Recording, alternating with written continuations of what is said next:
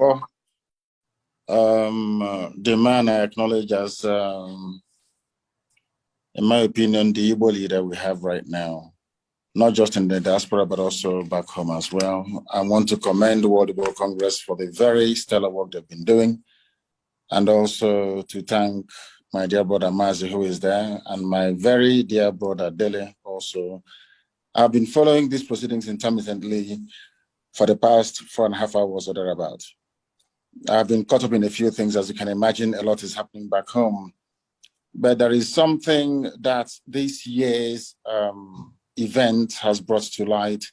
It is the camaraderie and unity of purpose amongst the people of the South, and to an extent, those of us in the Middle Belt as well.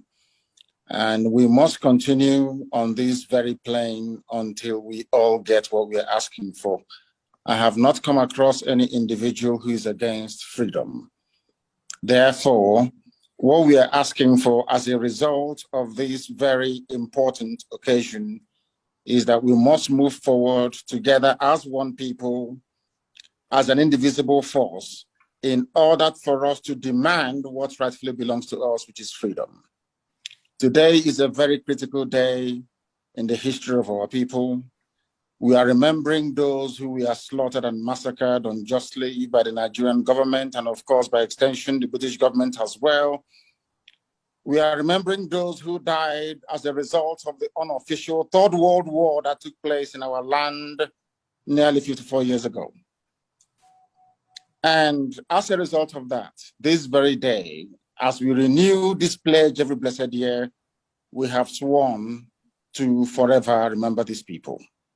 We must remember them because the Jews do the same. All over the world, people remember their dead. In Rwanda, the same thing happens. And I don't know why there is this, should I say, conspiracy of silence to try to sweep this very important event in our history under the carpet.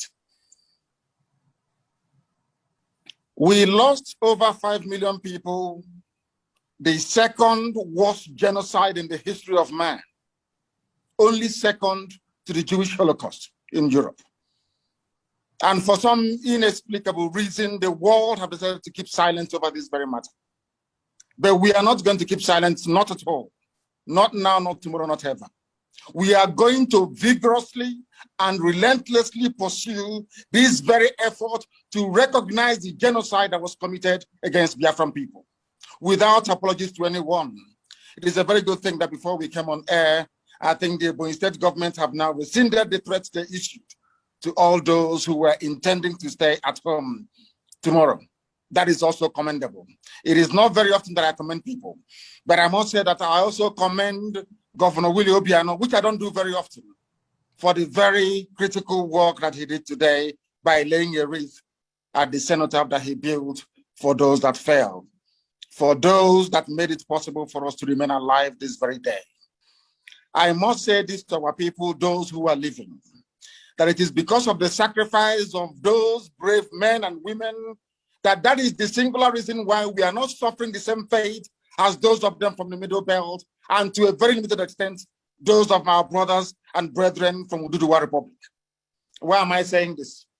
It is only in our land today that we do not have any significant presence of Fulani terrorist organizations in our bushes or in our forests. And why is that the case? Because our fathers taught us how to fight. They fought for Biafra, unaided, unassisted, for over 3 years. We fought the two strongest major powers in the world as at that time, the USSR and Great Britain. Egypt fought against us.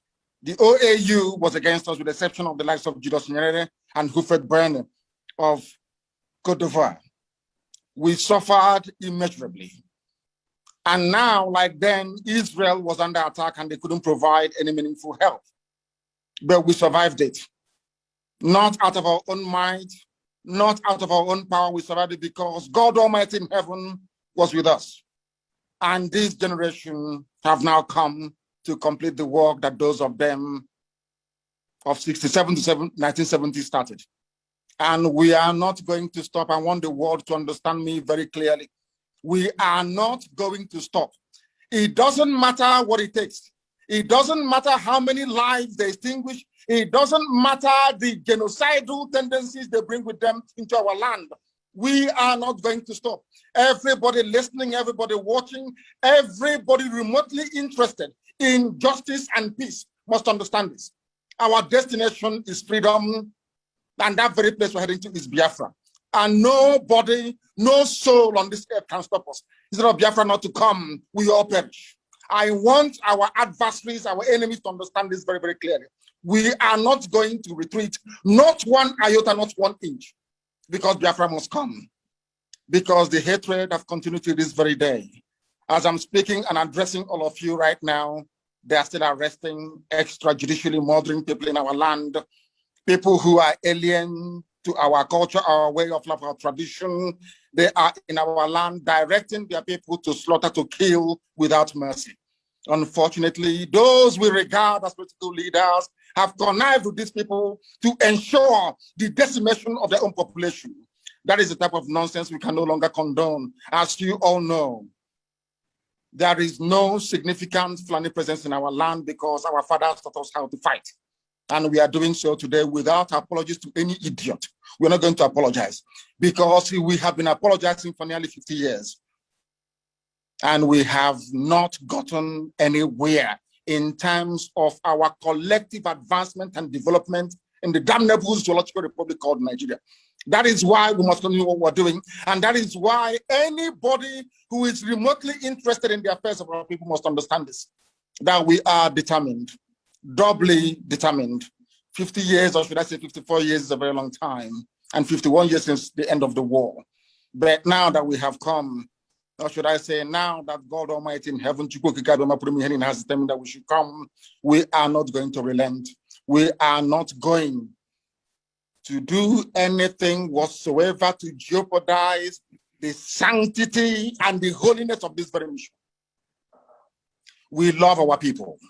We love every ethnic nationality that makes up Nigeria as it is presently constituted.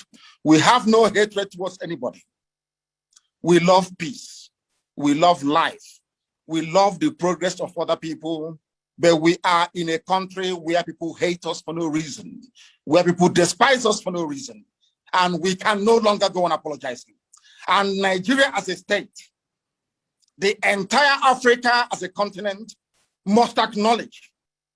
The same way they acknowledge the genocide in Rwanda, they must rise up to acknowledge the genocide in Biafra land, or else there will be no peace nor development in the whole of Africa. And I'm not saying it apologetically. I am stating a fact that ought to be forcefully demanded for. And Biafra itself must be restored for those who have come before us, for their sacrifice, for their courage, for their gallantry and their bravery. It is a very good thing today that one of the co-hosts here is our brother Dele, a man that I cherish and I appreciate very much. And also the very excellent work that Mazi is doing. But let us make this thing very, very clear. We are wronged by the Nigerian state, by every ethnic group in Nigeria. I know that my good friend and brother, Obadiah Mailafia, rang me and apologized a while ago for the role that they played in the massacre of Biafran people, the role that they played in aiding and abating a very unlawful invasion of Biafra land, because all Ojukwu asked for was restructuring. The same thing we are arguing for today. Ojukwu went to Aburi to argue for restructuring. Ojukwu did not go to Aburi to declare any state of Biafra. He never went to Aburi to declare any war. Ojukwu went to Aburi so that all of us in Nigeria, including those from the Middle Belt, from the West, everywhere can have freedom. There's something we're asking for today. They twisted the narratives. They changed our history. They turned it upside down. They made us the villain. They tried to demonize our general, a man of peace that went to Aburi in Accra to go and in Ghana to go and negotiate for peace. A peace that Britain prevailed upon Gowon not to implement. But over the years, we've been taught that we are the aggressors. Such nonsense can no longer hold, it can no longer obtain. And that is why, as I said earlier, unapologetically, we are pursuing the freedom of Biafra. And nobody can stop us. Anybody on our path is going to fall, is going to die. Instead of Biafra not to come, every living organism in Nigeria will die, I swear to God Almighty in heaven, because we are not going back. It is a good thing today that some notable Nigerians are on this very platform discussing what transpired 54 years ago. Most have tweeted to say, may it not happen again. The only way to ensure that this will not happen again is the existence of a free, sovereign Biafran nation. That is the only panacea, nothing more, nothing less. Before we came here, Ladipo Market was on fire. These vandals and vagabonds are in our land, killing people relentlessly. As I'm talking to you right now, they headed some people from Enugu to God knows where, maybe to go and kill them. And you have governors, you have political leaders, you have those who aspire to high office. They are all there. Nobody's talking, nobody's speaking, because they have a lot to benefit and to gain by us being Fulani slaves. Something that can no longer continue. Something we are not prepared to tolerate. That was something I said rather very fortuitously very many years ago.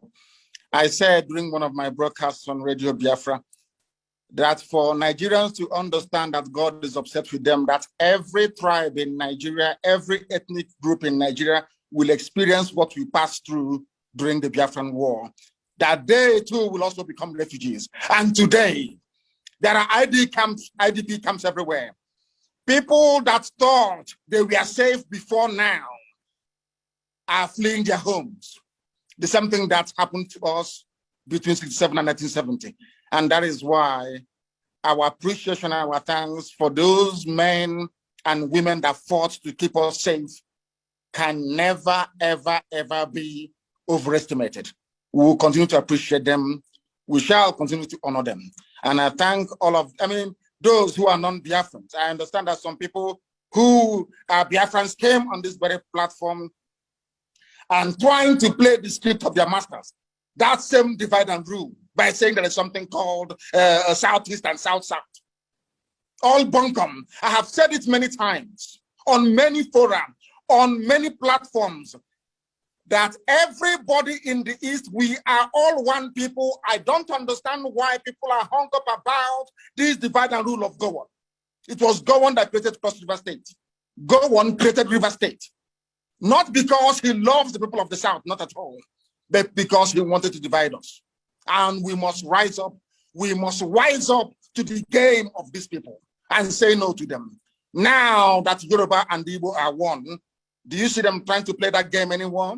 Now that Biafra and Oduduwa are one and inseparable, bonded together in one, do you see them playing their stupid games? I don't know why some people will come and say they're from Nigeria, they're from South-South, in order to perpetuate that very division which the Fulanis have cleverly exploited over very many decades and many years. I don't know when we are going to learn. And the sooner we learn, the better for us. I thank all of you once again. And this very effort to recognize the genocide against Biafrans continues until United Nations and the whole world rise up to this very challenge and acknowledge that a great deal of injustice was done to Biafrans. Tomorrow is our sit at home, complete and utter lockdown everywhere. And as I said earlier, I do commend the governors for coming out and saying that civil servants should not come or should not turn up to work tomorrow. It's a very good thing. We must all be bound together in order to ensure that Nigeria, first of all, takes the blame for what they did. And secondly, that the whole world will rise up to the obligation to the oppressed people and do the very right thing. Once again, I thank you all very much. And my very special thanks to Professor Ejiofor for the very wonderful and sterling work that you're doing, you and your team. Thank you very much.